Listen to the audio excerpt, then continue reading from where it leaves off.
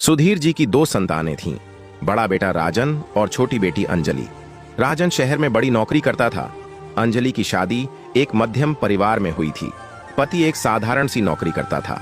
सुधीर जी हमेशा से मानते थे कि बेटी तो पराया धन है, इसलिए उन्होंने अपनी सारी जायदाद, घर, दुकान, जमीन सब कुछ राजन के नाम कर दिया था। अंजलि को शादी में जो कुछ दिया वही उसका हिस्सा मान लिया गया। सालों तक अंजलि ने कभी शिकायत नहीं की। हर तीज त्योहार पर मायके आती, भाई भाभी की खूब सेवा करती, कभी हक की बात नहीं उठाई। समय बीतता गया। सुधीर जी बूढ़े हो गए, पत्नी का देहांत हो चुका था। राजन की पत्नी कविता को अब ससुर का घर में रहना बोझ लगने लगा। धीरे धीरे सुधीर जी की उपेक्षा शुरू हो गई। समय पर खाना नहीं मिलता, दवाइयों का ध्यान नहीं रखा जाता, बात बात पर ताने सुनने पड़ते। एक दिन सुधीर जी सीढ़ियों से फिसलकर गिर गए, पैर की हड्डी टूट गई। राजन और कविता ने उन्हें अस्पताल तो भेज दिया, मगर देखभाल के लिए किसी ने समय नहीं निकाला। नर्स के भरोसे छोड़ दिया। खबर मिलते ही अंजलि दौड़ी चली आई। पूरे 2 हफ्ते अस्पताल में पिता के पास रही, ऑफिस से छुट्टी लेकर, अपने बच्चों को पति के भरोसे छोड़कर। हर दवाई का समय, हर जरूरत का ख्याल खुद रखा। सुधीर जी को घर लाया गया तो कविता ने साफ कह दिया, अब इनकी देखभाल पूरे दिन घर में बैठकर नहीं हो सकती, मेरे भी काम है। राजन भी ऑफिस के बहाने बचता रहा। अंजलि ने बिना कुछ सोचे कहा, पापा मेरे साथ चलेंगे जब तक ठीक नहीं हो जाते।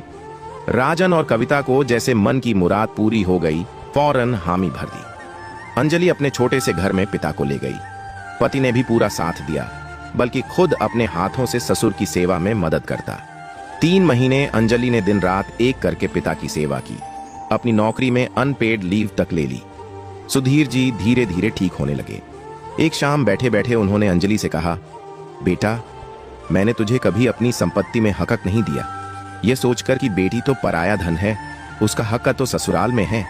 मगर आज देख, जिसे मैंने अपना सब कुछ दिया वह मुड़कर देखने तक को तैयार नहीं, और जिसे कुछ नहीं दिया वही आज मेरी असली औलाद साबित हुई।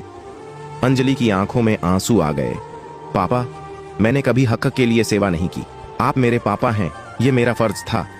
सुधीर जी ने अपने वकील को बुलाया और अपनी बची हुई एक जमीन, जो अब तक किसी के नाम नहीं हुई थी, अंजलि के नाम करवा दी। बोले, यह हक की बात नहीं, यह मेरी तरफ से एक भूल सुधारने की कोशिश है। बेटी भी उतनी ही औलाद होती है जितना बेटा, यह सच मुझे बहुत देर से समझ आया।